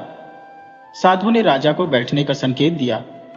तुम गांव जा रहे हो उस लड़की को देखने जिसने तुम्हारे ज्ञान को चुनौती दी, पर क्या तुम्हें लगता है कि तुम राजा के रूप में उसके ज्ञान को आत्मसात कर पाओगे? अहंकार की दीवार तुम्हारी और सत्य के बीच खड़ी है। साधु ने फिर सीधे राजा की आंखों में देखा और उन्हें 3 प्रश्न पूछे। ये प्रश्न उनके सिंहासन के, उनके राज्य के और उनके जीवन के सार थे। साधु का पहला प्रश्न, राजा, तेरा राज्य तेरा है या तेरा अहंकार? तू शासन करता है या तेरा दर्प तेरे ऊपर शासन करता है? यदि तेरी प्रजा आज तुझे त्याग दे तो तेरा राजा होना कहां बचेगा? साधु का दूसरा प्रश्न, तेरे प्रजा तेरी शक्ति है या तेरा दर्प? क्या तू उन्हें अपनी शक्ति मानता है या तू उन्हें केवल अपने आदेशों का पालन करने वाले देखता है? क्या तेरे जीवन का उद्देश्य अपने राज्य का विस्तार करना है या अपने ज्ञान का विस्तार करना है? साधु का तीसरा प्रश्न, और क्या तू देख सकता है जो अनदेखा है? क्या तू उस सत्य को देख सकता है जो पुस्तकों में नहीं लिखा, जिसे केवल हृदय ही देख सकता है? क्या तू अपने भीतर के उस किसान को देख सकता है जिसे तू आज वेश के रूप में पहनकर आया है? राजा विश्रांत देव निस्तब्ध रह गए। ये प्रश्न इतने गहन थे कि उनके सारे ग्रंथ, सारा ज्ञान उनके दिमाग से ओझल हो गया। वह पहले प्रश्न का उत्तर दे सकते थे, पर वह उत्तर केवल शब्द होता, सत्य नहीं। वे जानते थे कि उनका अहंकार ही उन पर शासन करता है, पर वे इसे स्वीकार नहीं कर पा रहे थे। राजा ने चुपचाप सिर झुकाया। वह उत्तर नहीं दे पाए। साधु की आवाज अब और गहरी हो गई। राजा, तुम अपने ही प्रश्नों में हार गए, तो तुम उस मूर्तिकार की बहन को क्या उत्तर दोगे? जब तक तुम इन प्रश्नों का उत्तर अपने जीवन से नहीं देते, तब तक तुम्हारा राजा होना व्यर्थ है, तुम्हारा ज्ञान व्यर्थ है। साधु उठे और उनकी आंखें एक अजीब सी चमक से भर गईं। उन्होंने अपना कमंडल उठाया और एक भयानक घोषणा की, जो राजा की अहंकार पर एक वज्रपात थी। मैं तुझे श्राप नहीं देता राजा, मैं तुझे एक वरदान देता हूं, आत्मज्ञान का वरदान। जब तक तुम्हें इन तीनों प्रश्नों का सच्चा उत्तर न मिले, तब तक तू इस पृथ्वी पर केवल एक किसान बनकर जी। तेरा वैभव, तेरा सिंहासन, तेरी शक्ति सब तुझसे वंचित हो जाए। तू अब केवल एक किसान है जिसकी पहचान केवल उसका कर्म होगा। क्षण भर में राजा विश्रांत देव ने अपने शरीर में एक अजीब सी ठंडक महसूस की। उनके कपड़ों पर जो साधारण धूल थी, वह अब उन्हें असली मिट्टी की धूल लगने लगी। उनका शरीर अब थक चुका था। उनकी चाल में अब राजा का दर्द नहीं, बल्कि एक मजदूर की थकावट थी। उन्होंने आंखें खोली। साधु जा चुके थे, जैसे वे कभी थे ही नहीं। राजा ने वापस महल की ओर देखा। उन्हें अब महल की भव्यता नहीं, बल्कि उसकी दीवारों की उदासी दिखाई दी। वह अपने वैभव से वंचित हो चुके थे। उनका ज्ञान अब उनका बोझ बन गया था। राजा विश्रांत देव अब केवल विश्रांत, एक थका हुआ साधारण इंसान थे। उन्हें एहसास हुआ कि साधु का श्राप वास्तव में उनकी मुक्ति थी। उन्हें अब बिना किसी दिखावे के, बिना किसी सिंहासन के उस सत्य को खोजना था जिसका उत्तर उस मूर्तिकार की बहन आर्या के पास था। वे चुपचाप भारी कदमों से चित्रपुर गांव की ओर चल दिए। उनकी इस यात्रा का उद्देश्य अब आर्या को देखना नहीं था, बल्कि आर्या के ज्ञान के माध्यम से स्वयं को देखना था। उनका राज्याभिषेक समाप्त हो चुका था और उनका आत्मज्ञान का राज्याभिषेक शुरू हो गया था। राजा विश्रांत, जो अब मात्र एक निर्धन और थका हुआ किसान था, चित्रपुर गांव में प्रवेश कर चुका था। गांव की हवा में वह शांत प्राकृतिक गंध थी जो महल के इत्र और धूप बत्ती की तेज सुगंध से बहुत अलग थी। यहाँ की मिट्टी राजा के जूतों से नहीं बल्कि नंगे पैरों से चिपक रही थी, जो उसे एक अजीब सा अपनापन दे रही थी। साधु के श्राप ने उन्हें न केवल उनके वैभव से वंचित किया था, बल्कि उनकी दृष्टि को भी एक नया आयाम दिया था। अब वह महल की भव्यता के बजाय लोगों के जीवन की सादगी को देख पा रहे थे। उन्होंने गांव में एक छोटी सी कुटिया किराए पर ली और अपना परिचय एक दूर के राज्य के विश्रांत नामक साधारण कारीगर के रूप में दिया। उन्होंने तय कर लिया था कि वह अब श्रम करके जीवन यापन करेंगे। अगले कुछ दिनों में राजा विश्रांत ने अपने जीवन का सबसे बड़ा पाठ पढ़ना शुरू किया, श्रम का पाठ। राजा ने कभी अपने हाथों से कोई काम नहीं किया था, पर अब वह अर्नब के साथ मिलकर मिट्टी के बर्तन बनाने और लकड़ी तराशने का काम सीख रहे थे। उनके हाथ में छाले पड़ गए, उनकी कमर दर्द से टूटने लगी, पर हर दर्द के साथ उनका अहंकार भी पिघल रहा था। उन्हें एहसास हुआ कि महल में जो ज्ञान उन्होंने पुस्तकों से अर्जित किया था वह केवल शब्दों का जाल था, जबकि यहाँ का ज्ञान उनके पसीने और अनुभव से उत्पन्न हो रहा था। प्रजा का पाठ। उन्होंने पहली बार अपनी प्रजा को करीब से देखा। यहाँ के लोग बिना लालच, बिना भय के जीवन जीते थे। उनका शासन प्रकृति के नियमों पर आधारित था। परिश्रम करो, बांट कर खाओ और एक दूसरे का सम्मान करो। वे छोटे छोटे झगड़ों को खुद ही सुलझा लेते थे। उन्हें किसी राजा या न्यायाधीश की आवश्यकता नहीं थी। राजा ने देखा कि जब वे एक दूसरे की मदद करते थे तो उनके चेहरे पर जो संतोष और खुशी होती थी वह राजा के दरबार में कभी नहीं दिखी। उन्हें एहसास हुआ कि सच्चा शासन सेवा में है, शासन में नहीं। आर्या से शिक्षा सबसे महत्वपूर्ण था। आर्या का सान्निध्य। अर्नव ने विश्रांत को एक सहायक के रूप में काम पर रख लिया था। इस बहाने विश्रांत को आर्या के साथ समय बिताने का मौका मिला। आर्या राजा के अहंकार को नहीं जानती थी, पर वह उसकी निराशा और ज्ञान की प्यास को पहचान गई थी। आर्या उसे साधारण कहानियों के माध्यम से जीवन के गहरे पाठ पढ़ाती थी। एक दिन जब विश्रांत एक मिट्टी के बर्तन को बार बार बिगाड़ रहे थे तो आर्या ने उनसे कहा, विश्रांत भाई, तुम हर बार चाहते हो कि तुम्हारा पहला प्रयास ही सही हो, पर क्या तुमने कभी देखा है कि कारीगरों के हाथों में जो कला है वह उन हजारों बिगड़े हुए बर्तनों का परिणाम है जिन्हें उन्होंने फेंक दिया? असफलता सफलता की सबसे बड़ी गुरु है। एक और दिन विश्रांत ने कहा कि राजा को हमेशा सही निर्णय लेना चाहिए। आर्या ने हंसकर कहा, कोई भी राजा हमेशा सही निर्णय नहीं ले सकता, पर वह राजा महान है जो अपने निर्णय की गलती को स्वीकार करके उसे तुरंत सुधारता है। ज्ञान का अर्थ केवल सही चीजें जानना नहीं है, बल्कि गलत चीजों को स्वीकार करना और उनसे सीखना है। एक शाम जब वे सब खाना खा रहे थे, विश्रांत ने पूछा, आर्या, तुम इतनी कम उम्र में इतना ज्ञान कहां से लाती हो? तुमने कौन से बड़े ग्रंथ पढ़े हैं? आर्या ने उस रात उन्हें वह वाक्य कहा जो राजा के हृदय में हमेशा के लिए अंकित हो गया, विश्रांत भाई, समझ ही शिक्षा की आत्मा है। मैंने कोई बड़ा ग्रंथ नहीं पढ़ा, पर मैंने जीवन को पढ़ा है। मेरा हर दिन एक नया अध्याय है।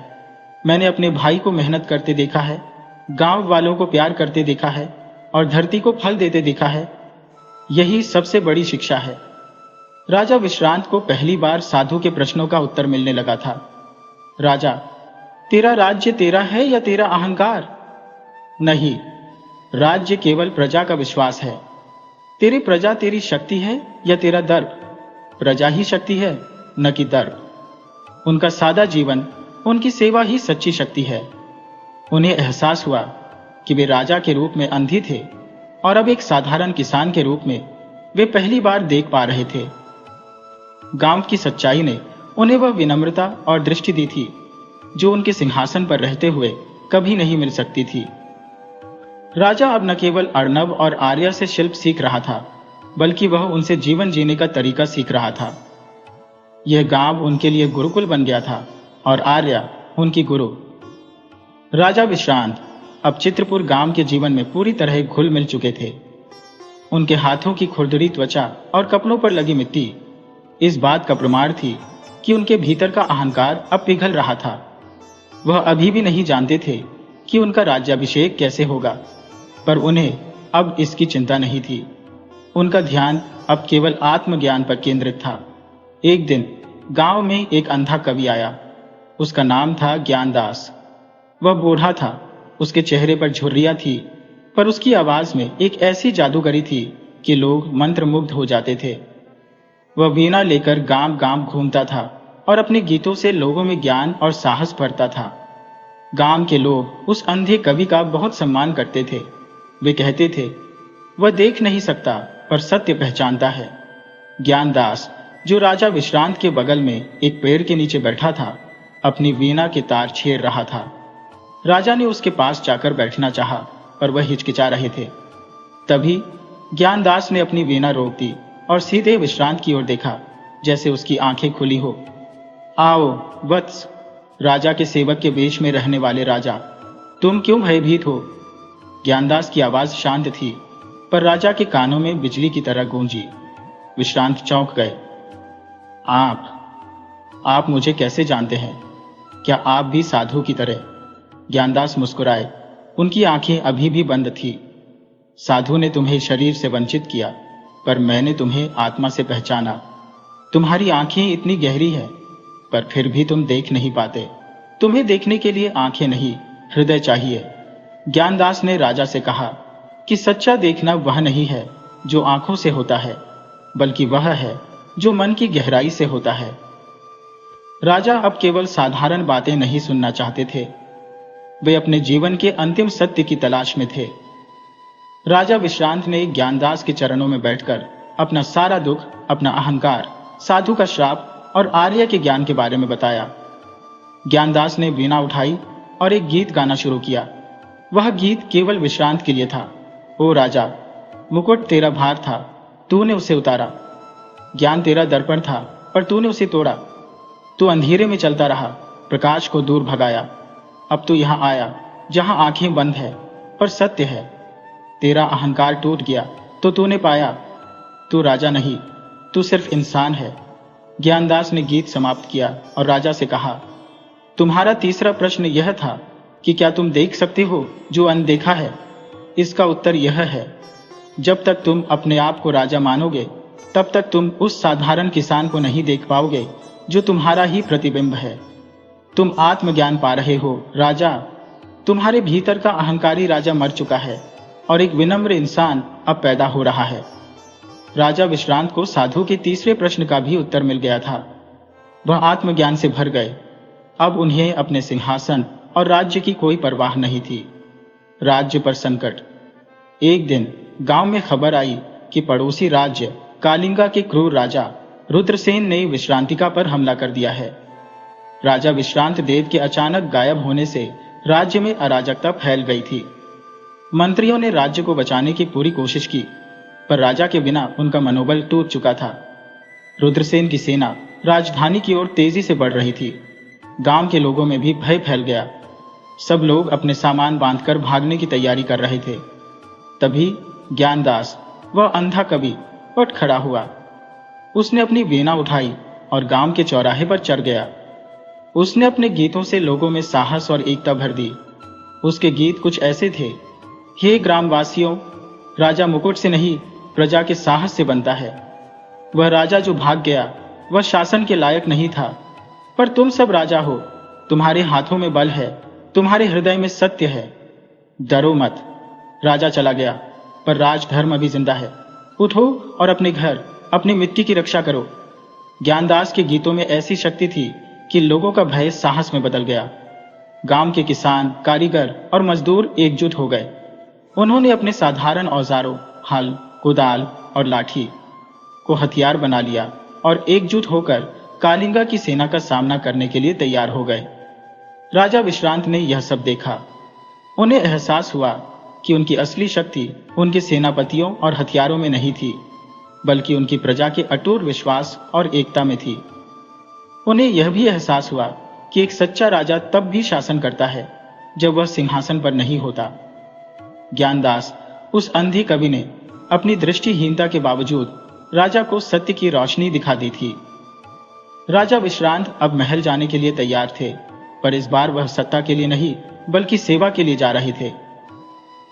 राज्य पर आसन्न संकट ने राजा विश्रांत को महल लौटने के लिए मजबूर कर दिया था, पर अब वे एक नए व्यक्ति थे। उनके मन में अब ज्ञान का अहंकार नहीं बल्कि विनम्रता का बोध था। जाने से पहले वे अर्णव और आर्य से मिलना चाहते थे, जिन्होंने अनजाने में ही सही उनके जीवन को एक नई दिशा दी थी। जब राजा उनके घर पहुंचे तो अर्णव एक नई मूर्ति पर काम कर रहा था। आर्य ने राजा का सम्मान पूर्वक स्वागत किया। राजा विश्रांत ने आर्य के चरणों में झुककर कहा, आर्य, तुमने मुझे वह ज्ञान दिया जो मेरे गुरुओं ने नहीं दिया। तुमने मेरी जान बचाई थी, पर मैंने तुम्हें भूलकर अपने अहंकार में जीवन जिया। मैं तुमसे क्षमा मांगता हूं। आर्य ने मुस्कुराते हुए कहा, विश्रांत भाई, मैं जानती थी कि आप कौन हैं। बचपन में आपने मुझे जो वादा किया था, आपने उसे तोड़ दिया था, पर मुझे इस बात की खुशी है कि मेरा भाई अर्णव आपकी ज्ञान की प्यास को जगा सका। आपने अपनी आत्मा के सत्य को पहचानने का प्रयास किया, यही सबसे बड़ी जीत है। अर्णव ने अपनी छेनी रोक दी और राजा से कहा, महाराज, हमारी कला और ज्ञान हमेशा आपके लिए समर्पित है, पर एक ऐसी चीज है जो आपको आपकी आत्मा का सच्चा प्रतिबिंब दिखाएगी। हमारे पिता को वर्षों पहले जंगल में एक दुर्लभ वस्तु मिली थी। इसे हम सपनों का दर्पण कहते हैं। अर्णव ने एक कपड़े में लिपटी हुई तांबे की नक्काशी वाली एक पुरानी वस्तु निकाली। वह वास्तव में एक दर्पण था, पर उस पर धूल जमी हुई थी। आर्य ने राजा को दर्पण के पास ले जाकर कहा, महाराज, ये दर्पण भविष्य नहीं दिखाता, यह अतीत को याद नहीं कराता। ये केवल आपकी आत्मा का प्रतिबिंब दिखाता है। ये आपको बताता है कि आप कौन हैं और आप क्या बन सकते हैं। राजा विश्रांत ने उस दर्पण पर जमी धूल को हटाया। उन्होंने हिचकिचाहट के साथ उसमें अपना चेहरा देखा। उन्हें क्या दिखा? उन्हें एक ही चेहरे के दो भाग दिखाई दिए। पहला भाग एक दंभी राजा, जिसके माथे पर सोने का मुकुट था, पर उसकी आंखें शून्य और लालच से भरी थी। उसकी छाती पर ज्ञान की पुस्तकें टंगी थी, पर उसके हाथ निर्बल थे, जो किसी भी मेहनत को नहीं जानते थे। ये राजा था विश्रांत देव, जो अहंकार का प्रतीक था। दूसरा भाग एक विनम्र किसान, जिसके चेहरे पर पसीने की बूंदें थी, पर उसकी आंखों में गहरी शांति और करुणा थी। उसके हाथ मिट्टी से सने हुए थे, पर वे शक्तिशाली थे, जो जीवन के संघर्ष को जानते थे। यह किसान था विश्रांत, जो आत्मज्ञान का प्रतीक था। राजा विश्रांत ने आंखें बंद कर ली। उन्हें एहसास हुआ कि उनका जीवन इन दो ध्रुवों के बीच फंसा हुआ था। उन्होंने हमेशा पहले भाग को अपना मानकर पूजा की, जबकि दूसरा भाग ही उनकी सच्ची पहचान थी। आर्य ने राजा के हाथ पर हाथ रखा और कहा, महाराज, आपका भाग्य आपके सिंहासन पर नहीं लिखा था। वह इस दर्पण में नहीं है। भाग्य भविष्य में नहीं, आपके निर्णय में बसता है। आप किस प्रतिबिंब को चुनते हैं, अहंकारी राजा या विनम्र किसान, यह आपके वर्तमान के निर्णय पर निर्भर करता है। राजा ने दर्पण को अपने हाथों में उठाया। उन्होंने उस किसान वाले हिस्से को छुआ। उन्हें अब अपने राजसी जीवन का मूल्य समझ में आ गया था। ज्ञान का उपयोग सत्ता के लिए नहीं बल्कि सेवा के लिए किया जाना चाहिए। अर्णव ने अंत में कहा, महाराज, आप महल लौटिए। कालिंगा का संकट बड़ा है, पर आप अकेले नहीं हैं। हमारी कला, हमारी गांव का साहस और आपकी नई मिली हुई दृष्टि सब आपके साथ है। अब जब आप सिंहासन पर बैठेंगे तो आप अपनी आत्मा के दोनों हिस्सों को देखेंगे। आप दोनों को साथ लेकर शासन कीजिए। राजा विश्रांत ने सपनों का दर्पण अपने हृदय से लगाया। उनका मन पूरी तरह से स्पष्ट हो चुका था। उन्होंने आर्य और अर्णव को धन्यवाद दिया और तेजी से महल की ओर चल दिए। उनकी यात्रा अब समाप्त नहीं हुई थी। यही उनके जीवन के एक नए अध्याय की शुरुआत थी। राजा अब जानता था कि उसे किस तरह के सिंहासन पर बैठना है। वह सिंहासन जो सेवा और विनम्रता की नींव पर बना हो। राजा विश्रांत देव जब महल लौटे तो दरबार में घोर निराशा का माहौल था। कालिंगा की सेना राजधानी के द्वार तक पहुंच चुकी थी और सेनापति आत्मसमर्पण करने की तैयारी कर रहे थे। जब राजा विश्रांत देव अब भी किसान के वेश में दरबार में घुसे तो किसी ने उन्हें पहचाना नहीं। दरबारी गण उन पर चिल्लाए, ए किसान, तू यहाँ क्यों आया? जा, अपने गांव लौट जा, यहाँ मरने की तैयारी चल रही है। राजा ने चुपचाप अपने किसान के वेश को उतार दिया।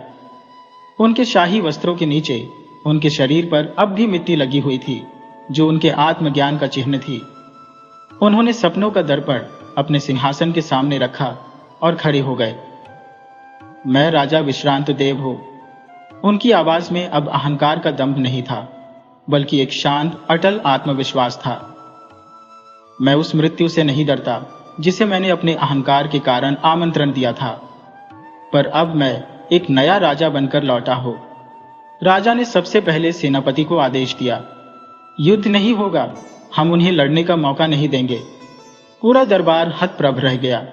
राजा ने कहा, कालिंगा के राजा को मेरा संदेश दो। मैं उनसे शांति वार्ता करना चाहता हूं। और हां, मेरे साथ मेरे राजमंत्री के रूप में एक मूर्तिकार और राज्य की गुरु के रूप में एक लड़की आएगी। ये सुनकर मंत्रियों ने विरोध किया, पर राजा की नई दृष्टि में ऐसी शक्ति थी कि कोई उनकी बात को टाल नहीं सका। अगले दिन राजा विश्रांत, मूर्तिकार अर्णव और गुरुवार्या के साथ कालिंगा के राजा रुद्रसेन से मिले। अर्णव ने रुद्रसेन को अपनी तीनों मूर्तियां बुद्धि, विनम्रता और सत्य की दृष्टि भेंट की। आर्या ने रुद्रसेन को बताया कि युद्ध क्यों व्यर्थ है। उसने कहा, महाराज, आप जो राज्य जीतकर हासिल करेंगे वह प्रजा आपको कभी हृदय से नहीं देगी। आप बाहर की भूमि जीत सकते हैं, पर आप लोगों का मन नहीं जीत सकते। एक राजा का सबसे बड़ा खजाना उसकी तलवार नहीं, बल्कि उसकी प्रजा का प्रेम है। रुद्रसेन, जो केवल बल की भाषा जानता था, वह इन तीनों के ज्ञान और विनम्रता के सामने निहत्था हो गया। उसने महसूस किया कि विश्रांतिका को युद्ध से नहीं जीता जा सकता, क्योंकि अब उसका राजा बदल चुका था। रुद्रसेन ने शांति स्वीकार कर ली और अपनी सेना वापस बुला ली। महल लौटकर राजा विश्रांत ने अपने सिंहासन पर बैठने से पहले सपनों का दर्पण को वहां रख दिया। उन्होंने एक ऐतिहासिक घोषणा की, जिसने उनके राज्य के शासन के स्वरूप को हमेशा के लिए बदल दिया। आज से हर दरबार की पहली आवाज किसान की होगी। उन्होंने आदेश दिया कि कोई भी निर्णय लेने से पहले राज्य के सबसे गरीब और सबसे साधारण नागरिक की राय अवश्य ली जाएगी, क्योंकि सत्य की दृष्टि सबसे अधिक उनके पास है। हर निर्णय में स्त्री बुद्धि का सम्मान होगा। उन्होंने घोषणा की कि राज्य की गुरु आर्या उनके हर निर्णय में मार्गदर्शक होंगी। हर कला को अब राजकाज का मार्गदर्शक बनाया जाएगा। उन्होंने मूर्तिकार अर्णव को अपना राजमंत्री बनाया, यह सिद्ध करने के लिए कि केवल शास्त्र नहीं, बल्कि जीवन की कला भी शासन को दिशा दे सकती है। राजा विश्रांत देव ने अपना मुकुट उतारकर आर्या के चरणों में रख दिया और कहा, मैं अब राजा नहीं, मैं आपका शिष्य हूं।